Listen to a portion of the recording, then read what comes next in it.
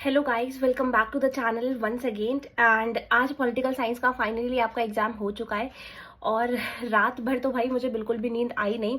मैं रात भर बिल्कुल भी नहीं सो पाई, पता नहीं क्यों। अभी आपको मेरी आंखें देखकर पता चल ही रहा होगा कि बिल्कुल भी नींद नहीं आई है मुझे रात भर, और मैं बहुत ज़्यादा पता नहीं क्यों स्ट्रेस सा ले रही थी। तो हालांकि जो पेपर सुबह आया, जब मैंने देखा तो जो फर्स्ट क्वेश्चन आया, मतलब अभी ये जो सेट हम सॉल्व कर रहे हैं दैट इज़ 59।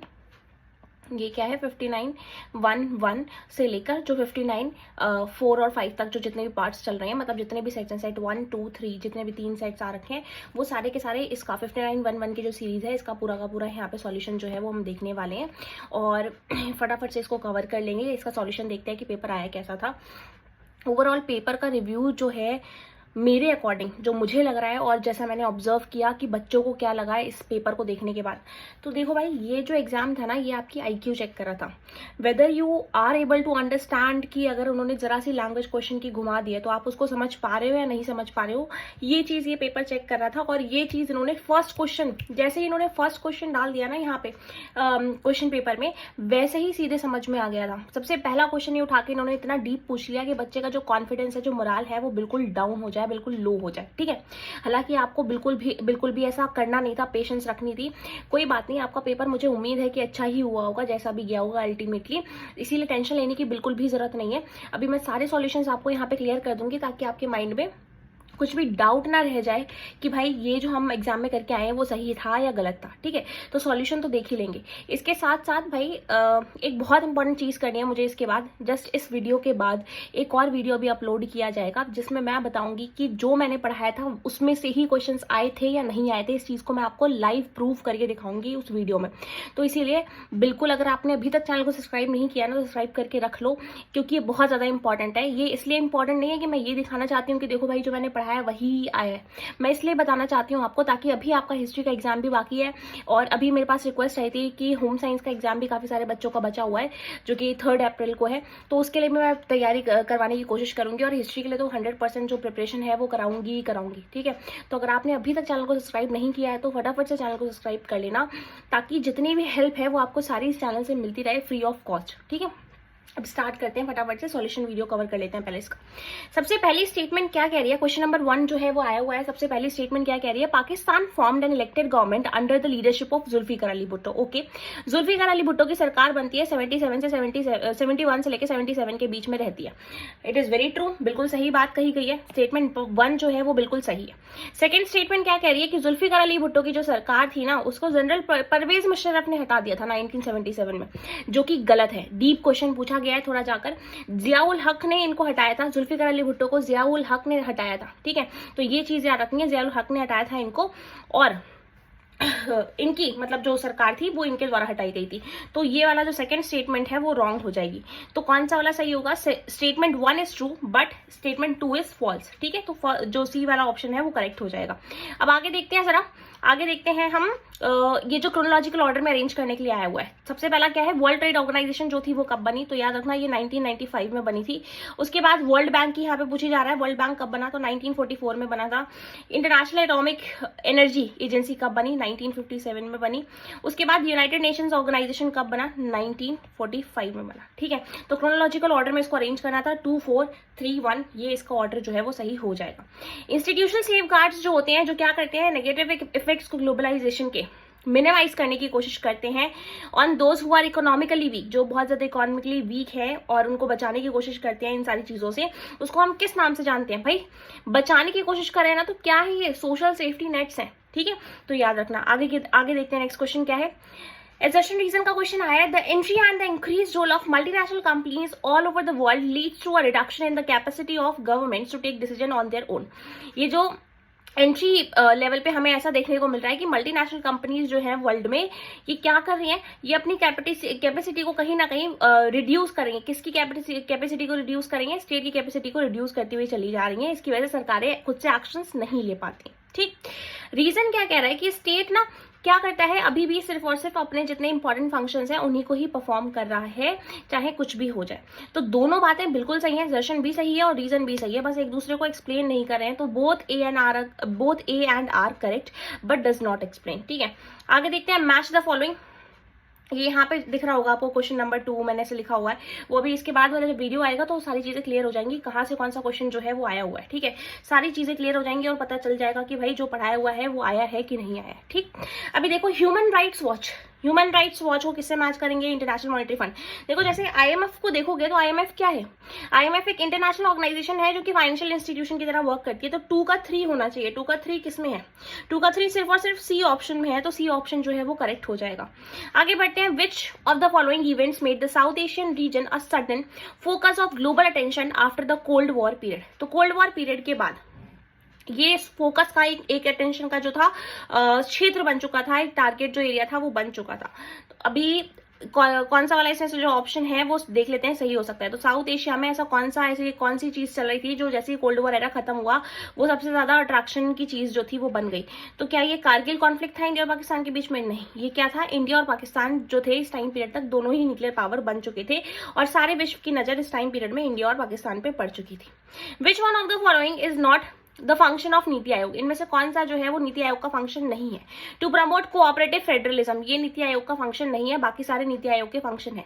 ये मैंने ऑलरेडी आपको 2 मार्कर की सीरीज में भी करवाए हुए थे और एमसीक्यूज में भी कराए हुए थे। ठीक है, अभी वो सारी चीजें मैं बताऊंगी बाद में, अभी सिर्फ सॉल्यूशन की ही बात करते हैं। Identify and choose the correct pair.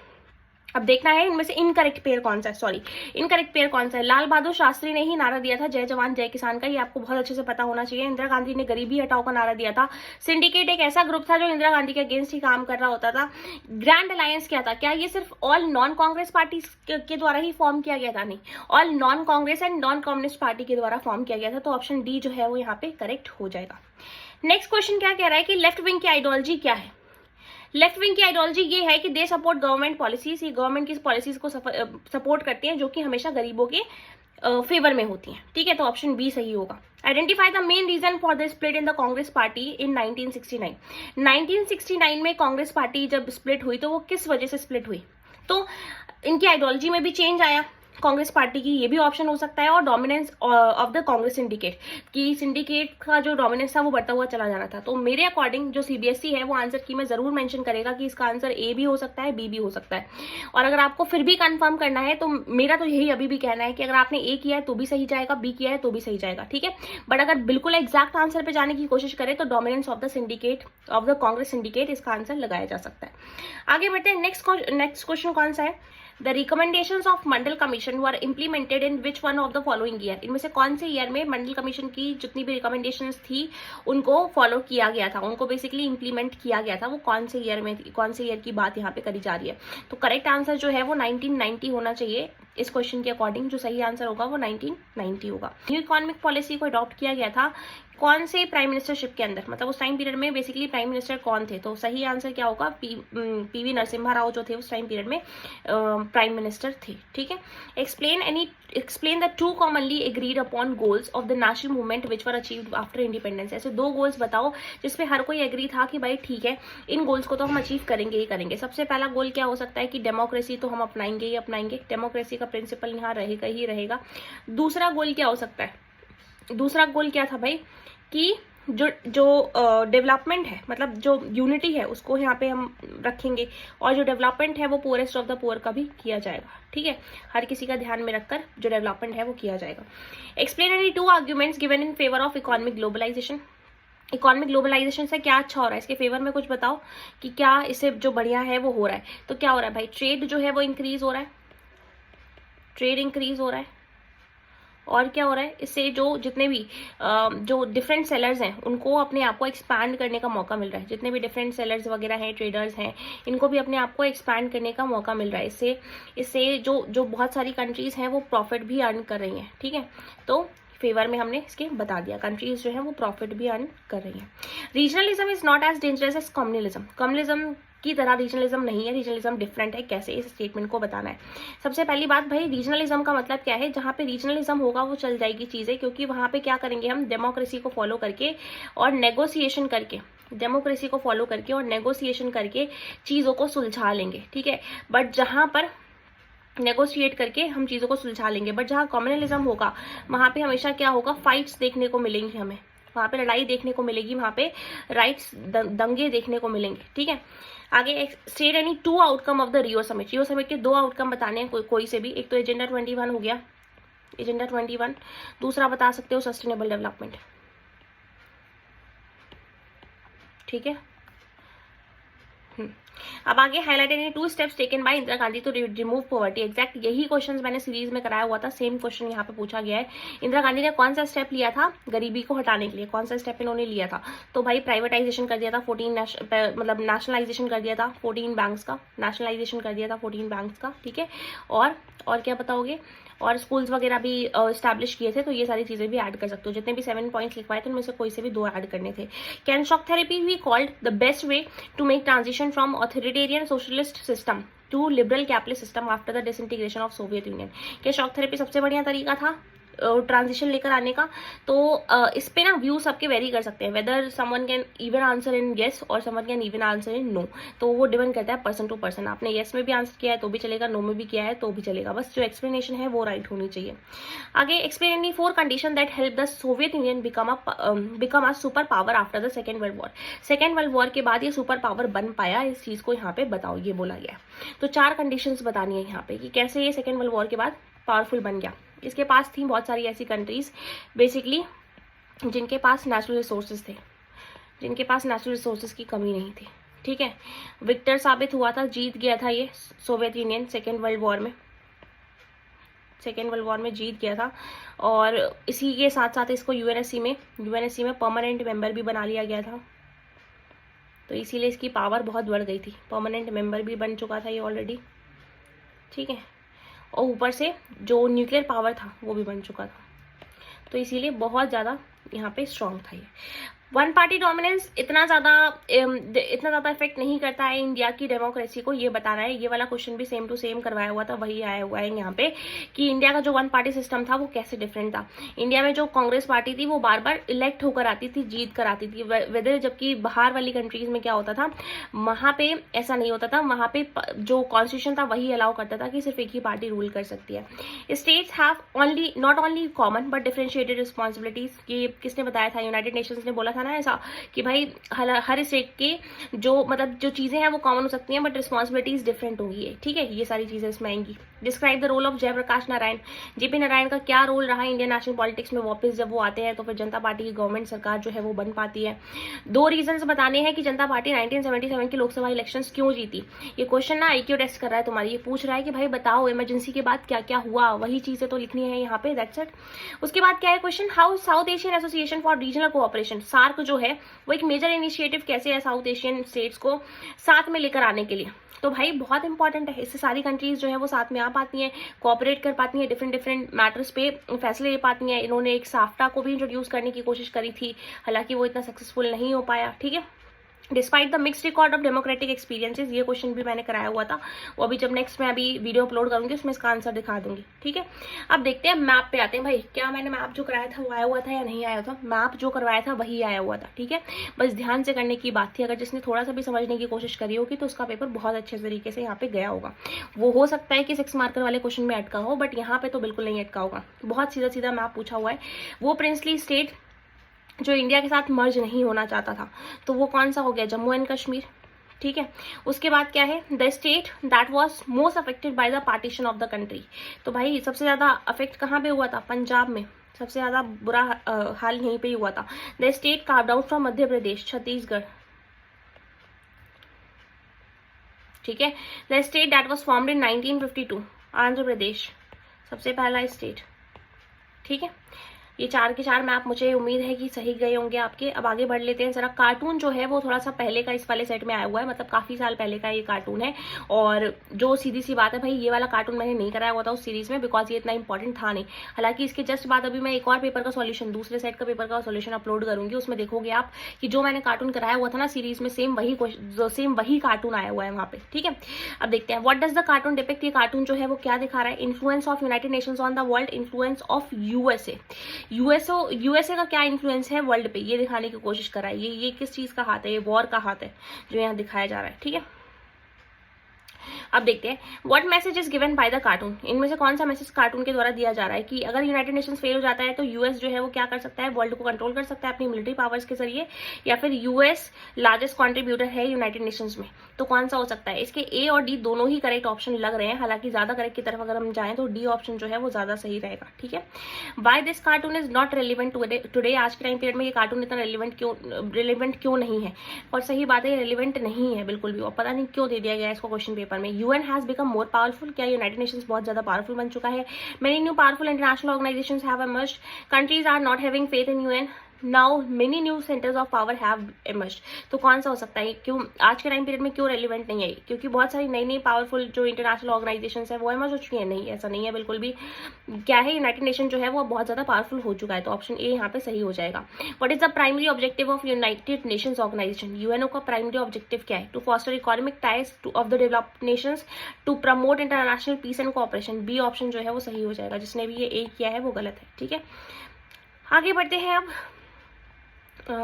Next paragraph आया हुआ है, पैराग्राफ आया रीजनल एस्पिरेशंस वाले चैप्टर से। ठीक है, और इसमें क्या है, which period in India is seen as the period of grooming regional aspiration for autonomy.